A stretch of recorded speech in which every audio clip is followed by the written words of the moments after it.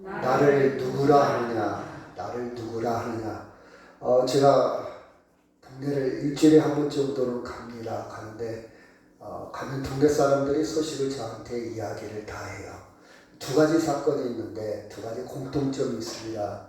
한 가정은 원래 원주민인데 신랑이 당뇨도 심하고 또 골반도 다친 것 같아요. 넘어져서. 근데 병원에 입원을 했는데 그 신랑이 그 아내가 문병을 안 간대요. 동네 사람들이 수근거리잖아요. 참 신랑이 지금 병원에 있는데 왜 병원에 안 가는가. 근데 결국은 끝내 가지 않았다는 이야기가 있어요. 제가 확인해 보지만 또 한 가정은 오다 가다 만난 사람들 같아요. 타지인인데 우리 동네 와서 이제 새 들어서 이렇게 잘 살고 있어요. 그런데 남편이 입원을 했대요. 했는데 그 부인이 동네 사람들한테 물어보더래요. 나 문병을 가야 돼, 안 가야 돼? 그 얘기 들으니까 괜히 저도 좀 불안해지더라고요. 장로님은 나이 먹어서 어떻게 불안하지 않으시죠? 불안해요. 나도 혹시 나이 먹어가지고 모질병에 걸렸을 때 혹시 문병 올란가? 안 올란가? 우리 남자들이 좀 불안한 것 같아요. 웃으려고 소리 같죠? 과연 저는 그런 생각을 해봤어요. 그녀에게 남편은 어떤 존재일까? 남편은 어떤 존재일까? 그 원주민의 남편은 좀 굉장히 대농, 부자였습니다. 근데 도박으로 보증 서서 완전히 알거지가 됐어요. 뭐 그런 한이 많이 맺혀 있어서 미움이 가득 차서 자기 남편이 병원에 있음에도 불구하고 병원에 가지 않는 그런 모습이 아닐까, 그런 생각을 한번 해봅니다. 여튼 간에 그들의 남편은 그들에게 어떤 모습으로 다가올까? 남편은 아내에게 어떤 존재일까? 이런 생각을 하면서 본문이 생각나더라고요. 예수님은 우리에게 어떤 존재일까? 예수님은 우리에게 그리스도일까? 메시아인가? 여러분, 그리스도나 메시아는 같은 말입니다. 그리스도라는 말은 헬라어 그리스어고 메시아는 아람어 히브리어입니다. 내용은 같아요. 그 뜻은 구원자라는 뜻입니다. 과연 예수님이 나에게 구원자인가? 여러분 그렇게 믿습니까? 예수님은 나에게 구원자인가? 구원자로 여러분 다가오고 있습니까? 나에게 어떤 존재인가? 이 문제는 예나 지금이나 계속 논쟁거리였어요. 우리는 교회를 오래 다녔고 교회 다니면서 예수님 당연히 나의 구주지, 구원자지, 메시아이지 이런 생각을 갖고 있지만 사실은 이렇게 단순한 생각도 있지만 깊이 들어가다 보면 정말 예수님은 나의 구원자인가? 한번 좀 질문을 던져보고 대답을 한번 잘 해야 됩니다. 그래서 그때 당시도 예수님이 과연 구원자 그리스도인가? 이 많은 질문, 이 많은 옥신각신했던 논쟁거리였습니다. 자, 마태복음 11장 2절 3절 같이 한번 읽고 시작. 요한이 오게서 그리스도께서 하신 일을 듣고 제자들을 보내어 예수께서 여짜오되 오실 그이가 당신이오니까 우리가 다른 일을 기다려오니까. 세례 요한도 오게 갇혔을 때요 의문이 좀 들었어요. 예수님이 과연 그리스도인가? 정말 예수님이 메시아인가? 이런 생각이 있어가지고 옥에 갇혔을 때 세례 요한의 제자들을 통해서 자기의 제자를 통해서 가서 물어보고 와라. 당신이 정말 그리스도나? 정말 우리가 기다리던 대망하고 있던 메시아냐? 이렇게 질문을 했던 겁니다. 그 다음에 마태복음 16장 13절 제가 먼저 한 절 읽고요. 예수께서 빌립보 가이사랴 지방에 이르러 제자들에게 물어 이르시되 사람들이 인자를 누구라 하느냐? 시작. 이르되 너는 세례 요한, 너는 엘리야, 어떤 이는 선지자 중에 하나라 하리라.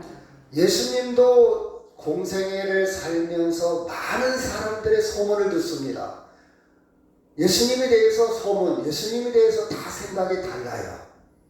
예수님에 대해서 평가나 판단이 다 다릅니다. 그래서 그 소문을 확인하기 위해서 제자들한테 물어봤어요. 야, 사람들이 나를 누구라 하느냐? 어떻게 와닿느냐? 나를 어떤 존재로 받아들이느냐? 이렇게 질문해 봅니다. 그랬더니 제자들이 뭐라고 그럽니까? 어떤 사람은요, 예수님을요, 세례 요한 같은 사람. 여러분, 그때 당시 세례 요한은 아주 카리스마가 있고 지명도가 있고 능력이 있고 그 유대인들 사이에서는 굉장히 영향력 있는 인플루언서였어요. 세례 요한처럼 탁월한 선지자입니다. 세례 요한과 같은 사람입니다. 세례 요한이 그렇죠. 이렇게 말한 사람 있고 엘리야. 유대인들은요 큰 자기들의 조상 중에 손꼽을 만한 인물을 꼽는다면 아브람, 그 다음에 다윗, 그 다음에 선지자 중에서는 엘리야 같은 선지자를 굉장히 선호합니다. 아주 으뜸으로 생각해요. 엘리야 같은 능력 많으신 기적을 일으킨 엘리야 같은 사람이라고 이야기를 하고 있어요. 또 어떤 사람은요, 에레미야는 나라를 위해서 굉장히 뭐랄까 구원에 있어서 눈물을 흘리면서 눈물의 선지자라고 할 정도로 나라를 사랑했던 사람이잖아요. 에레미야 같은 사람입니다. 이렇게 소문이 돌고 있습니다. 그렇죠? 야, 그러냐? 그 사람들의 생각이고, 그 다음에 그러면 너희들은 나를 누구라고 생각하냐? 그렇죠? 예수님은 확인하고 싶고 그들의 생각을 검증하고 싶고 그들의 생각을 정확하게 판단하고 싶었던 거예요. 그래서 마태복음 16장 15절에 이르시되 너희는 나를 누구라 하느냐? 16절 시작.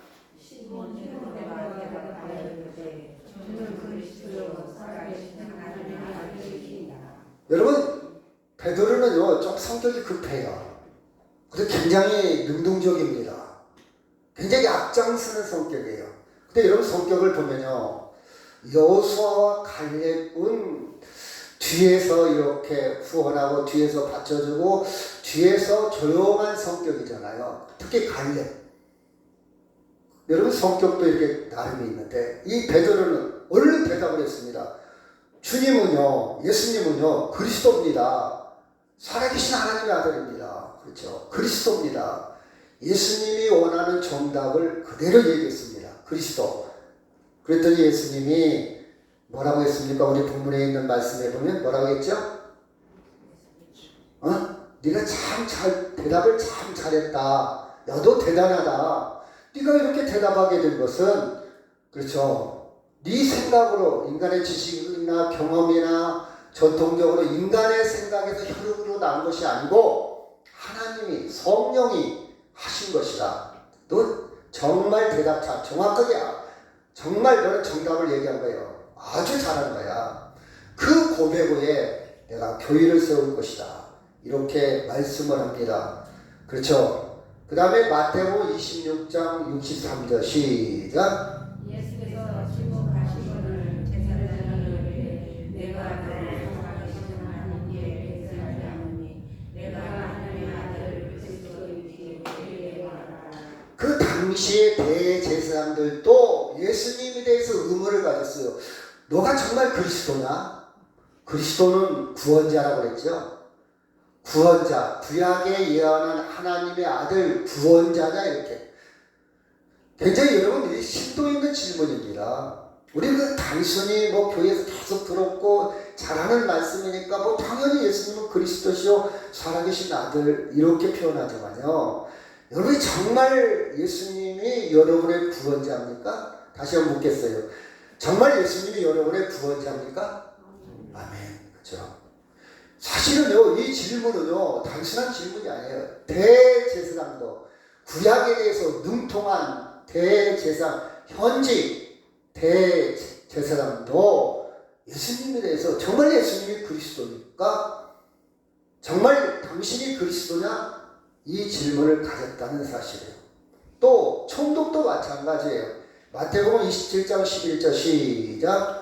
예수께서 총독 앞에 섰을 때 총독이 불러 이르시되 네가 유대인의 왕이냐? 예수께서 대답하시되 네 말이 옳도다 하시고, 왕이라는 말도 그리스도란 말하고 똑같아요. 자, 그리스도는 기름을 부었다 그랬죠? 너는 잘 알 거예요. 자, 기름 부어 세운 사람이 누굽니까? 세 가지 기름을 가진 직분이 있죠. 누구를 세울 때 기름을 부었다고 그랬죠? 기름 부음을 세운 직분을 가진 세 가지 직분. 제사장.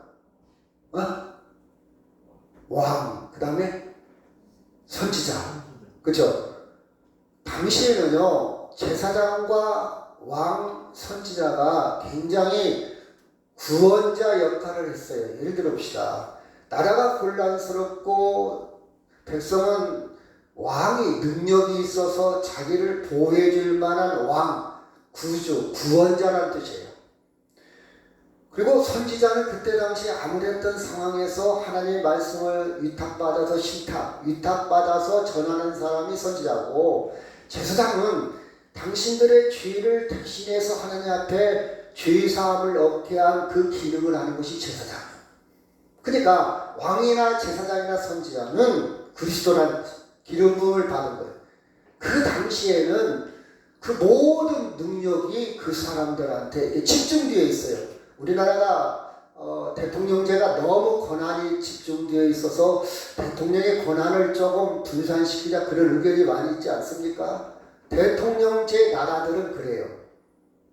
근데 내각 책임제라고 다른 총리가 있고 이런 데 수상이 있는 나라는 좀 분산되어 있죠. 권력이. 당시에 왕이나 제사장이나 선지자는 막강한 권력이 있고, 이걸 다시 얘기한다면 구원자, 자기들을 보호해주고 자기들을 구원할 수 있는 리더, 지도자가 바로 그리스도입니다. 그러니까 그때 당시 이스라엘을 지배했던 그 총독 빌라도가 내가 지도자인데, 내가 왕인데, 아니 사람들이 저 사람을 왕이라고 그러네. 그래서 확인하는 절차입니다. 네가 유대인의 왕이냐? 예수님은 당당하게 얘기했죠. 내가 왕이다. 내가 그 말이 맞다. 그 말이 맞다. 근데 네가 생각하는 나라와는 다르다. 물론 여기 부연 설명이 있었지만 빌라도도 굉장히 예민하게 질문을 한 겁니다. 네가 왕이냐? 이 말을 다른 말로 표현하면 네가 그리스도냐? 이 질문이에요. 네가 그리스도냐? 예수님은 내가 그리스도다, 왕이다, 이렇게 표현을 합니다. 자, 다시 여러분한테 질문을 한다면, 여러분에게 정말 솔직하게, 정말 진지하게, 진정성 있게 예수님이 그리스도입니까? 예수님이 구원자입니까? 아멘 할 수 있다는 것은요, 여러분, 하나님 성령이 도우심이래. 성령을 통해서 우리가 아멘이라고 고백할 수 있는 거예요. 이건 내가 많이 배웠다고 해서, 내가 인생에 노하우, 경험이 있다고 해서, 내가 인생에 지식이나 정보가 많다고 해서 고백할 수 있는 게 전혀 아닙니다. 전혀 아니에요. 이것은 하나님의 은총을 받은, 선택받은 선민, 하나님의 구원 안에 들어온 사람만이 예수님을 그리스도로 고백할 수 있다는 사실이에요. 여러분, 진정성 있게 고백했다면, 그렇죠? 진정성. 그리스도라는 말은요, 예를 들어 봅시다. 어떤 사람은 내가 교회 다니는 목적이 이런 사람 있잖아요. 초신자 중에는 나는 교회 다니면 착한 사람 되라고 좋은 말 하잖아. 윤리적으로 도덕적으로 나쁜 말 하지 않고 그냥 나도 교회 다니면서 좀 착한 사람 되려고 나는 교회 다녀.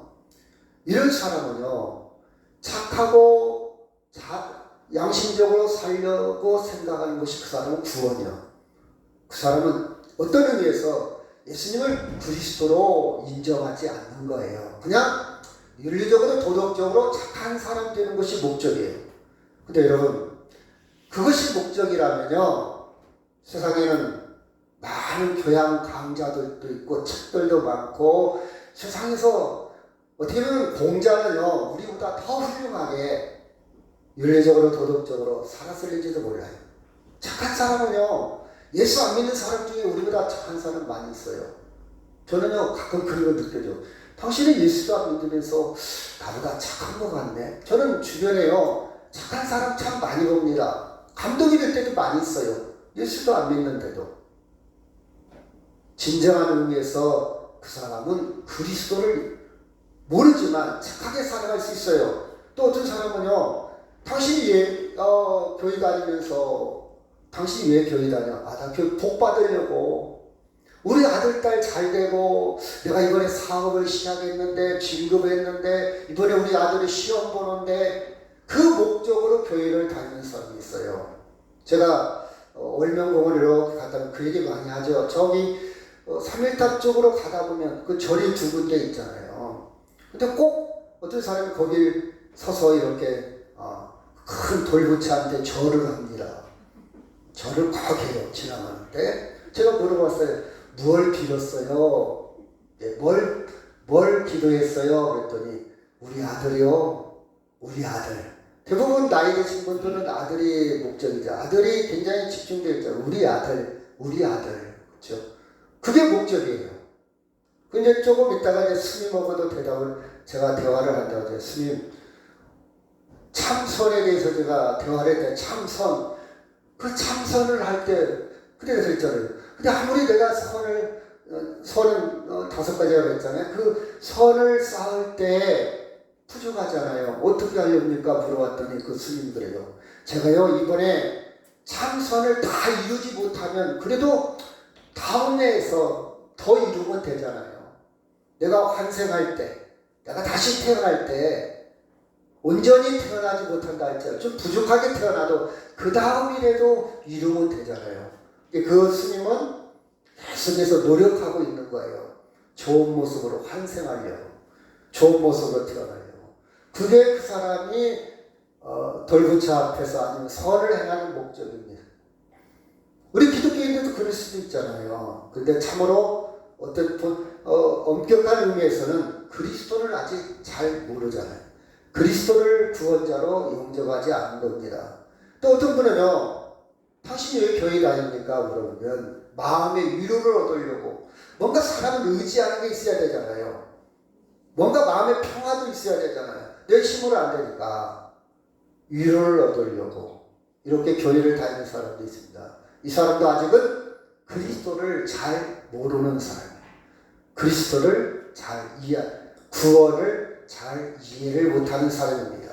또 어떤 사람은요, 정치적인 이익을 얻으려고 교회 다니는 사람. 정치인들 중에는 그 사람 많이 있잖아요. 이번에는 교회 가서 한번 하고, 이번에는 절에 가서 한번 하고, 그렇죠? 인기 얻으려고, 표 얻으려고, 그 목적으로 교회 다니는 사람 많이. 어떤 대통령 후보도 자기도 교회 다닌다고 그랬잖아요. 근데 11년 동안 교회 간 적이 한 번도 없어. 근데 나는 교인이라 그래요. 근데 11년 동안 한 번 교회 간 적도 없는데 표를 얻으려고, 표를 의식해서 이런 경우도 있습니다. 그러나 그것도 아직 그리스도를 아직 잘 모르고 예수님을 그리스도로 인정하지 않는 것이잖아요. 물론 말로는 예수님이 그리스도에 할 수도 있지만 본질에 있어서는 아직도 예수님을 그리스도로 인정하지 않는 겁니다. 그렇죠? 그래서 그리스도라는 말은 다른 말이에요. 메시아라고 해서 메시아. 우리말로 말하면 구원자. 그렇죠? 여러분, 예수님을 나의 구원자로 인정할 때는 나는 어떤 존재라고요? 구원받아야 될 존재. 이것이 전제된 거예요. 그렇죠? 예수님을 나의 구원자입니다. 당신은 나의 구원자입니다. 그럼 내 상태는 어떤 상태예요? 나는 지금 구원받아야 될 존재다. 따라합시다. 나는 구원받아야 할 존재다. 그렇죠? 이걸 인정해야 공식이 성립이 돼. 나는 내 힘으로 살고 내 능력으로 사는데 예수님이 그리스도예요. 그럼 앞뒤가 안 맞아요. 모순이요, 모순. 예수님, 나는요, 구원받아야 할 존재입니다. 이것을 인정하고 예수님은 나의 구원자입니다. 이렇게 하든지, 아니면 예수님은 나의 구원자입니다. 왜냐하면요, 나는 구원받아야 할 존재이기 때문에 그래요. 이것이 진정성 있는 논리입니다. 그렇죠? 예를 들어 봅시다. 여러분 수렁이라는 단어가 있어요. 수렁. 젊은 사람들은 잘 모를 수도 있어요. 우리 사랑씨 수렁 알아요? 안 맞죠? 한 번도 안 맞죠? 제가 초등학교 아이들하고 대화를 할 때 너무 언어가 달라. 정말 달라가지고 야, 책 좀 읽어라. 여러분 문학 속에는요 60년대, 50년대, 70년대 단어들이 다 베껴 있잖아요. 그래서 우리 간접 경험. 여러분 수렁은 저희 동네도 논이 있었는데 수렁이 있었어요. 수렁. 밑에서 계속 물이 솟아나. 밑에서 솟아나다 보니까 계속 물이 땅이 막 물로 계속 물반 지름반 돼갖고 깊습니다. 수렁에 한번 빠지면요 죽는 사람도 있어요. 깊어요. 그냥 뭐 정신을 차리고 그냥 이성적으로 잘 차분하게 빠져나오면 되는데 막 당황하잖아요. 사람이 빠지면 그 깊이 들어가는 경우가 있습니다.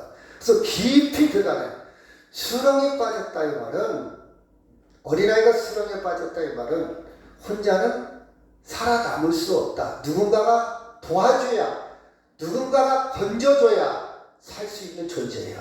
누군가가 꺼내줘야 돼요. 그렇죠? 우리는요 죄와 자기 사랑, 교만에 빠진 상태예요. 그 스스로는 나올 능력이 없어. 불가능해요. 건짐을 받아야 될 존재예요. 우리는 죄에서 온전할 수가 없어요. 저는요 예수 믿으면서 계속해서 제가 느끼는 게 뭔가니 내가 온전하지 않다는 거. 아하! 그래서 저는 계속해서 고백하는 게 뭔가니 예수님이 필요합니다. 예수님이 필요합니다. 타자 밖에서 누군가가 나를 구원해 줄 능력이 필요합니다. 내 스스로는 노력하면 노력할수록 알면 알수록 더 주인인 것이 깨닫게 돼요. 제가요 성경을 읽으면 읽을수록 나는 정말 주인이구나 더 깨달아져. 다른 책들을 보면 볼수록 내가 부족한 것을 더 깨달아져요. 그래서 저는 세월이 흐를수록 나이가 먹을수록 정말 예수님이 필요합니다.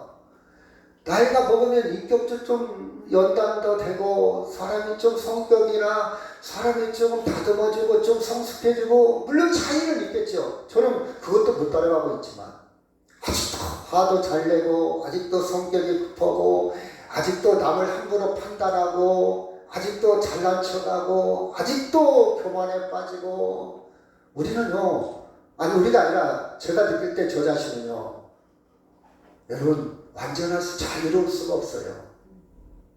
제가 가면 갈수록 더 느껴져. 가면 갈수록 예수님이 더 필요합니다. 여러분 가면 갈수록 몸이 나이 드신 분들은 계속 다운되잖아요. 느껴지지요? 느껴져요. 그게 정상이요. 아침에 일어날 때도 이제는 몸이 완전히 풀리지를 않아요.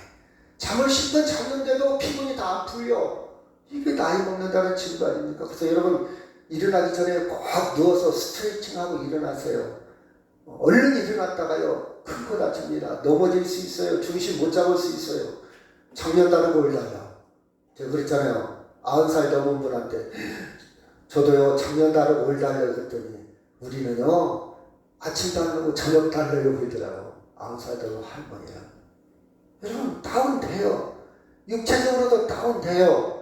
영적으로도 마찬가지예요. 가면 갈수록 예수님이 더 필요해. 이게 영성인 것 같아요. 가면 갈수록 예수님이 더 필요해. 더 필요해. 저 갖고는 안 돼요. 제 인기 갖고는 안 돼요. 그렇죠? 불가능합니다. 죄의 본질은요 교만하잖아요. 그렇죠? 여러분 남을 정말 존중합니까? 내가 잘났는데 내가 부자인데 내가 똑똑한데 나보다 못한 사람을 정말 존중하는 마음이 있어요? 온전하지 못해요. 우리는. 뭔가 우리는 무시하는 경향이 있어. 나보다 잘난 사람은 막 굽신거리고 나보다 못났다고 생각하면 좀 안 굽신거리잖아요. 여러분 지나가는 노숙자한테 여러분 저거 구걸하는 사람한테 막 굽신거립니까? 아니잖아요. 근데 경찰서장만 되고 시장만 돼도 막 굽신거리잖아요. 사람은 똑같은데 왜 차별합니까? 그분이 직분이 없어서? 가난하게 살아서? 옷에 냄새가 나서?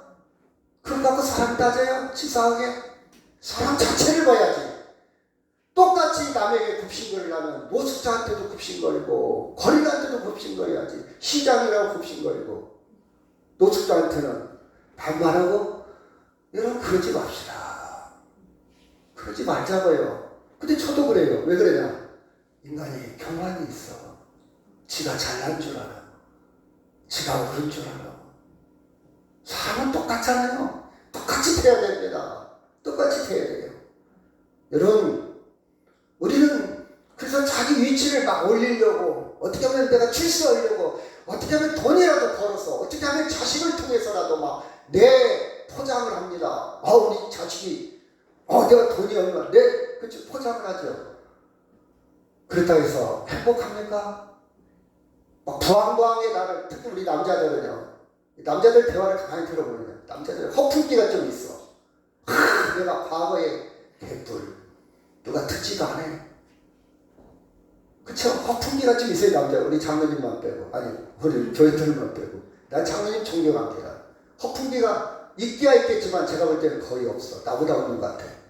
그쵸? 근데 다른 때 얘기해보면요, 자기를 막 높이잖아요. 자기를 굉장히 막 포장하잖아요. 여러분 그렇다고 행복합니까? 그렇다고 평화가 있고 참 안식이 있습니까? 아니잖아요. 그렇죠? 여러분 이 가방이 있는데요. 이 가방이 얼마인지 아세요? 명품. 오, 명품을 알아보시네? 얼마쯤 갈 것 같아요? 비싸요? 얼마? 대충 얼마? 130. 네? 1,000,000원이에요. 가방 안에 1,000,000원이에요. 실밥이 나와서 수리를 맡겼는데 75만원 달래. 실밥 수리하는데. 그렇죠. 이거 차고 다니면서, 이거 들고 다니면서 어떻게 합니까? 왜 들고 다닙니까? 사람들이 나를 오 대단한데, 오 멋진데 그 소리 들으려고. 근데 그 소리를 안 해주네. 나 들고 나갔는데 누구다? 할아버지보다. 이거 저것들 수준이 있어야 할아버지. 저것들 뭔가 아리야 할아버지. 아이고 저것들 못 알아보지. 내가 니들하고 수준이 안 맞아. 이렇게 생각하는가요? 아니면 알아주면 기분이 좋은데 안 알아주면 기분이 나쁜가요? 남을 의식하는 거예요. 이거 들고 행복할까요? 여러분 사람들한테 물어봤어요. 왜 당신은 고급 위제차를 타고 다녀 물어봤더니 왜 위제차 타고 다니시냐? 저도 몰랐어요. 저는 위제차 타보지도 않고 탈 일도 없고 앞으로도 주어도 유지비도 저는 없어요. 저는 아무 상관없어요. 그 책을 봤더니 이런 얘기 하더라고요. 왜 위제차를 타고 다니는 이유가 있대요. 자네 왜 타고 다니는 것이죠? 자, 네? 성능이 좋은 거 우리가 그렇게 생각하죠. 승차감, 오, 잘 나가네, 오, 편안하네, 오, 계기판이, 오, 그게 아니래요. 왜 위제차를 타고 다니는 거니? 하차감. 무슨 뜻인지 알지요? 내릴 때 사람들이 쳐다보는 거. 그것 때문에 타고 다닌대요. 내릴 때 사람들이 쳐다본대요. 저는 안 타봐서 몰라요. 그것 때문에 위제차를 산대요. 그럴 수도 있겠구나. 딱 내릴 때 누가 내리지? 저 차 주인이 누구지? 여러분, 그것으로 행복할까요? 그것으로 행복이 연장될까요? 그것으로 집에 가면 스트레스 안 받을까요? 그것으로 나 행복해 며칠이나 갈 거예요. 여러분 많은 사람들이요 그거 사면 그거 이루면 내 영혼이 풍요로워질 것 같은 착하게 빠져서 그걸 채우려고 인생의 에너지와 시간과 물질을 다 올인합니다. 쏟아요. 그러나 그거 채워졌다고 해서 행복하지는 않아요. 여러분 불쌍하잖아요. 안타깝잖아요. 그렇잖아요. 여러분 요새 뉴스에 나오는 많은 이야기들 그것 때문에 사람은 사기를 치기도 하고 그것 때문에 그렇죠. 많은 사람들이 사기칩니다. 펜싱 선수의 그 남자가 이제 트랜스젠더입니다. 여자인데 남장으로 성 전환한 사람이에요. 여러분 아시죠? 이름 전창호인가요? 남자가 아니에요. 여러분 여자인데 남자로 성 전환. 그 친구도 사기를 왜 칩니까? 여자잖아요. 나이도 어려요. 옛날에 80년도에 그 여자 사기꾼 하나 있었죠. 뭐 권력을 등에 업고 사기친. 그 이후에 이 희대의 사기꾼이에요. 자기 계속 나 미국에서 유학 갔고 내가 누구 재벌의 손에 짜고 뭐 어쩌고 사기쳐가지고 그렇게 돈을 모아서 그렇게 부를 누리고 그렇게 자기 과시를 하면 행복할까요? 착각한 거죠. 그렇게 하면 행복할 줄 알았어요. 그렇게 살면 행복할 줄 알았어요. 그렇죠? 불쌍한 영혼들이잖아요. 행복하지 않아요. 여러분. 행복하지 않아요. 그래서 우리는 그것으로 채울 수 없으니까 자기 교만이나 자기 자랑이나 자기 중심에서 행복할 수 없다는 것을 깨달은 많은 신앙의 선배들은 뭐라고 고백했냐? 주여 나를 불쌍히 여기소서. 이 말은 나는 구원자가 필요합니다. 나를 구원할 자가 필요합니다. 내가 여기도 기웃거려보고 저기도 쫓아보고 저기도 채워보고 이것도 해봤지만 행복하지 못합니다. 나를 내 스스로 구원을 이룰 수가 없습니다. 나를 불쌍히 여기소서. 이 말은 나를 구원하소서 그런 뜻이요. 나를 구원하소서.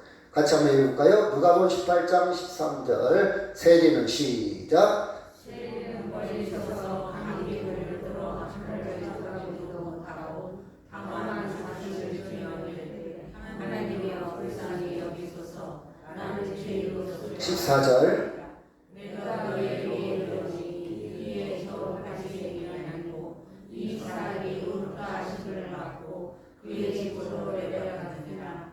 무릇 자기를 높이는 자는 낮아지고 자기를 낮추는 자는 높아지리라 하시니라. 아멘. 세리는 당시에 가질 만큼 가졌습니다. 부를 누립니다. 권력도 있습니다. 나름 다의 추종을 불허할 정도로 그런 빵빵거리며 뻥뻥거리며 살고 있습니다. 그런데 그런 인생을 살아봤지만 하나님이여 불쌍히 여기소서. 나는 죄인입니다. 이 말은 나는 구원받을 존재입니다. 그런 뜻이에요. 나를 구원하소서 그 뜻이에요. 나를 구원하소서. 나를 구원하소서. 그랬더니 14절 예수님이 뭐라고 하니 의롭다 하심을 받은 자는 바리새인이 아니고 저 세리다. 바리새인들은 내가 할 만큼 했어. 나는 능력 있어. 나는 깨끗이 살았어. 나는 의로워. 내 힘으로 자기 능력을 과시하는 사람들의 특징이 바리새인이었어요. 그런데 세리는요. 나를 불쌍히 여기 있어서 나는 구원자가 필요합니다. 그래서 뭐라 했습니까? 자기를 높이는 자는 낮아지고. 이 말은 무슨 뜻이냐? 스스로 능력 있다. 나는 구원자가 필요 없다. 이렇게 높이는 자는 낮아진다. 구원받지 못하고 나는 지금 구원받지 못합니다. 저 밑에 있습니다. 나는 구원자가 필요합니다. 수렁에 빠져 있습니다. 이 말은 이런 사람은 높아진다. 이 말은 이 사람은 구원받는다 그 뜻이죠. 구원받는다. 단순히 교만하고 겸손을 얘기하는 게 아니에요. 구원의 문제, 생명의 문제, 생명의 문제. 그렇죠? 어떤 사람은 말합니다. 하나님 없어도 남에게 나쁜 소리 안 하고 싫은 소리 안 하고 가능한 넉넉하게 살면서 인생을 즐기면 됐지 뭔 그리스도가 필요하냐, 뭔 생명의 주인이 필요하냐, 이렇게 살아가는 사람도 있습니다. 좋아요. 이 땅에 그럴 수도 있죠. 매달 나오는 연금도 있겠다. 아들딸 잘 됐겠다. 그냥 건강하게 살고 이렇게 살다가 죽으면 되는 거지. 이렇게 착각하고 있는 사람도 있어요. 물론 이 땅에 그렇게 살면 좋겠죠. 저도 그렇게 살고 싶습니다. 그러나 여러분 영원한 나라, 영원한 세계, 하나님의 나라, 절대적인 세계를 그가 깨닫지 못한 결과입니다. 죽으면 끝이 아니에요. 예수 안 믿는 사람들은요, 죽으면 끝이다 이 말을 입에 달고 살잖아요. 내가 죽으면 끝나. 내가 빨리 죽어야지. 엊그제도 어떤 노인분이 그러더라고요. 내가 나이가 90이 넘었는데 빨리 죽어야 되는데 왜 그러냐고 그랬더니 아들이 먼저 죽었대요. 근데 손주가 안 했는데 손주가 또 기형으로 태어나가지고 힘들대요. 내가 빨리 죽어야 이 꼴 저 꼴 안 보는데 그분도 생각할 때 죽으면 모든 것이 다 정리되는 줄 알아요. 아니에요. 할머니는요, 할머니의 인생이 있어요. 그리고 할머니는요, 죽으면 끝이 아니에요. 그 아들과 손주의 인생을 하나님이 바라보고 있지만 할머니의 인생도 하나님이 바라보고 있기 때문에 할머니는 하나님 앞에 진실을 다해서 믿음으로 살아가면 되는 거예요. 죽은 끝이 아니에요. 영원한 생명이 있어요. 제가 씨앗 얘기를 또 했죠. 이 씨앗이 가을에 뼈를 걷었어요. 죽은 겁니까? 사는 겁니까? 눈으로 보일 때는 죽은 거예요. 바싹 말랐으니까. 근데 이 깨 속에도 생명이 있잖아요. 바싹 말린 깨 속에도 생명이 있잖아요. 이거 봄에 심으면요. 컨디션이 알맞으면 다시 싹이 나요. 다시 싹이 나요. 생명이 있는데 우리 안에도 사람들이 볼 때는 시체로 변해서 죽은 것 같지만 이 안에 생명이 있어요. 부활이 있어요. 다시 하나님의 형상으로 우리가 살아나요. 성경이 기록하고 있잖아요. 근데 그 성경이 저는 믿어져요. 그래서 어느 속에서도 저는 그런 생각 전혀 안 해요. 믿어지니까. 근데 할머니는 성경을 아직 몰라서 성경을 알고 있다 할지라도 교회에 다닌다 할지라도 아직 생활하고 연결이 안 됐어. 교회는 교회고 내 생활은 생활 분리되어 있어. 그래서 그런 말이 툭툭 튀어나오죠. 근데 저는요 그런 생각 전혀 안 씁니다. 왜? 성경을 믿고 성경과 내 삶, 사고, 언어가 다 포함되어 있기 때문에 그래요. 여러분 우리는 마태복음 4장 18절 시작.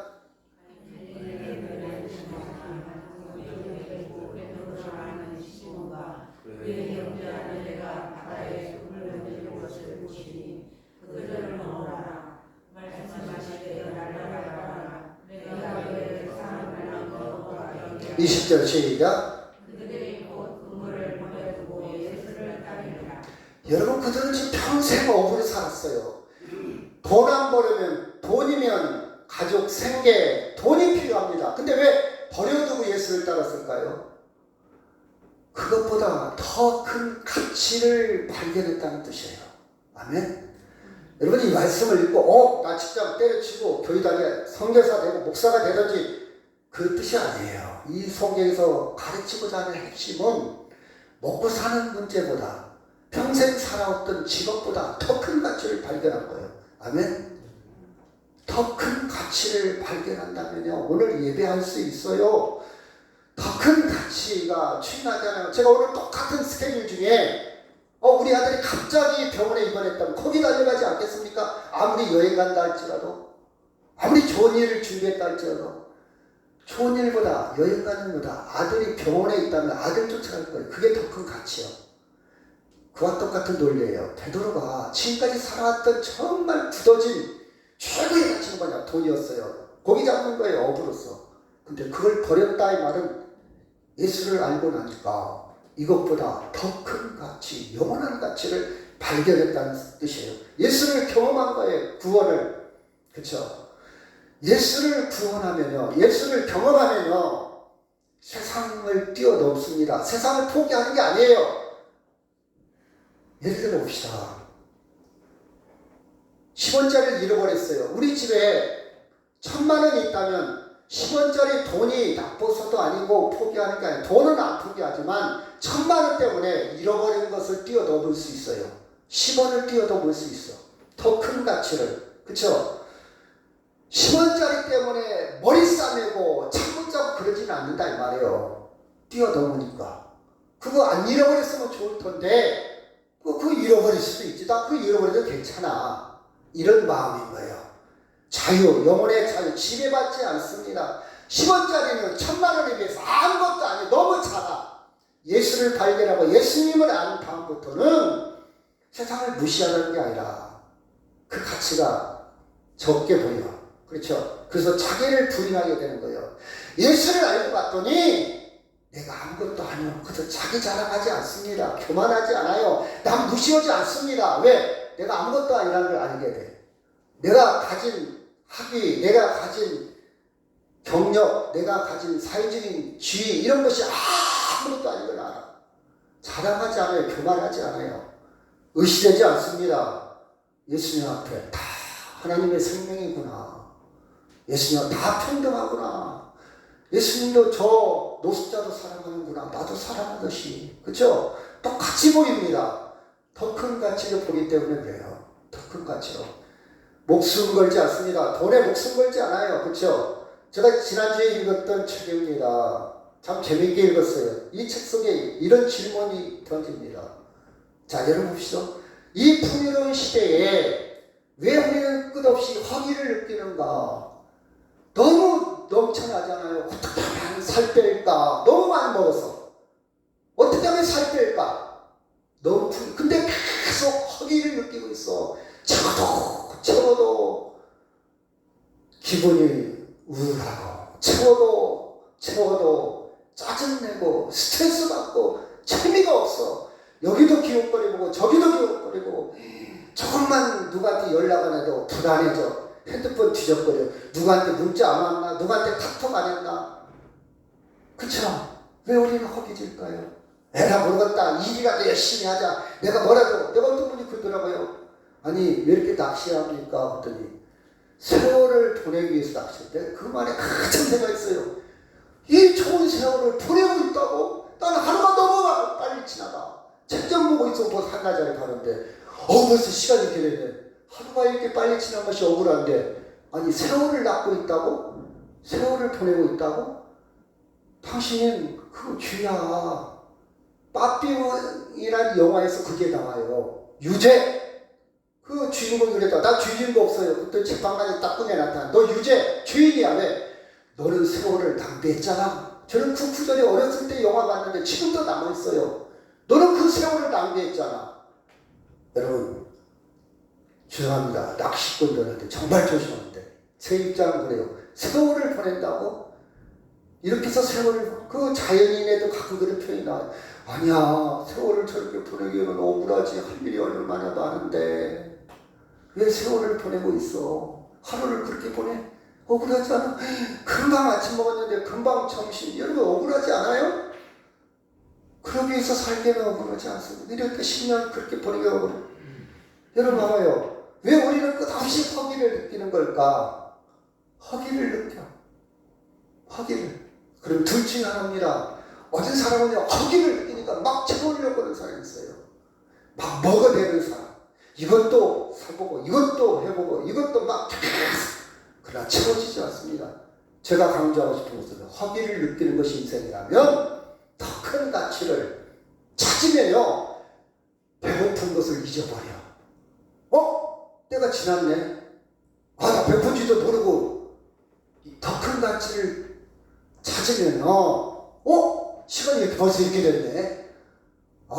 당신 밥 먹어야지. 나 배고픈지 몰라. 나 보고만 있어도 배불러. 여러분 더 큰 가치요. 나는 네가 먹는 걸 보니까 안 먹어도 배부르다. 이 말은 더 큰 가치가 먹는 것보다 뛰어도 못하는 거예요.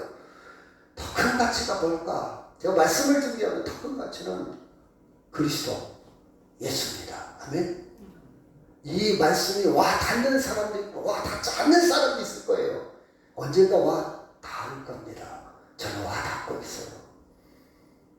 내가 100년 제가 생애에 대해서 외다에 대해서 많은 논문들을 보고 있거든요.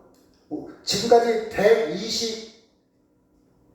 126살 산 사람이 제일 많이 살아요. 126살. 현존하고 있는 사람들이 116살 오래 살아요. 지금 116살을 살고 있어요. 현존. 여러분 봐봐요. 어떻게 살까? 많은 죽음들. 어떻게 살아갔고 어떻게 살고 어떻게 최고에 갇힐까? 어떻게 사는 것이 아름다울까? 많은 책들을 보고 있고 1000명을 인터뷰한 책도 있어요. 100살 이상 사는 사람들 1000명을 인터뷰해서 어떤 것이 인생의 최고의 가치입니까? 많은 책들을 봅니다. 왜? 배우려고, 지혜를 얻으려고. 근데 아무리 찾고 찾아도 예수 외에는 더 큰 가치 없어요. 예수 외에는. 여러분 정답입니다. 예수가 그리스도가 되기를 원합니다. 예수를 경험하면요 안 먹어도 배불러. 허기를 채울 수 있어요. 예수를 경험하면요 능력 있게 살아갈 수 있어요. 예수를 경험하면요 원수 같은 남편도 사랑할 수 있어요. 용서할 수 있어요. 예수를 경험하면요 스트레스 안 받아요. 예수를 경험하면요, 배려심이 깊어져요. 저도 온전하지는 못해요. 그러나 노력하고 있어요. 확실히 달라요. 제가 오늘 세수를 하면서 제 손을 봤어요. 검버섯이 없어졌네. 검버섯이 막 생기기 시작하더라고요. 시커멓게. 근데 오늘 딱 보니까 검버섯이 없어졌어. 희미하게 남아있어요. 왜 없어졌을까? 왜 없어졌을까? 몰라요. 저는 과학자가 아니에요. 의사도 아니에요. 전문가도 아니에요. 왜 없어졌을까? 왜 없어졌을까? 여러분 귀가 준 것을 아세요? 이것이 있다 없다가 중요한 게 아니라 우리는 언젠가 정리할 때가 옵니다. 아멘? 누구라고요? 예수 그리스도. 잘 박힌 못처럼 꼭 박으시기를 바랍니다. 흔들리지 않기를 바랍니다. 예수 그리스도. 우리는 여기저기 저도 기웃거리 보기도 하고 우쭐하기도 하고 낙심하기도 하고 여전히 교만, 여전히 이기적입니다. 죽을 때까지 주의 노예 실존에서 완전히 벗어날 수 없어요. 저 자신도 그래요. 인정합니다. 인정해요. 그렇기 때문에 우리는 예수 그리스도가 더 필요한 거예요. 상식적으로, 경험적으로, 세상적으로 말이 안 되는 사건, 예수 그리스도의 사랑입니다. 십자가의 죽음이요 부활입니다. 세상에서 하나밖에 없어요. 둘도 없어요. 전에도 없었고 앞으로도 없을 겁니다. 예수 그리스도의 나에 대한 사랑, 나에 대한 구원, 여러분 확실하게 갖기를 주의 이름으로 축원합니다. 아멘. 자, 로마서 5장 1절. 그러므로 우리가 믿음으로 의롭다하심을 받았으니 우리 주 예수 그리스도 말미암아 하나님과 화평을 누리자. 2절 시작.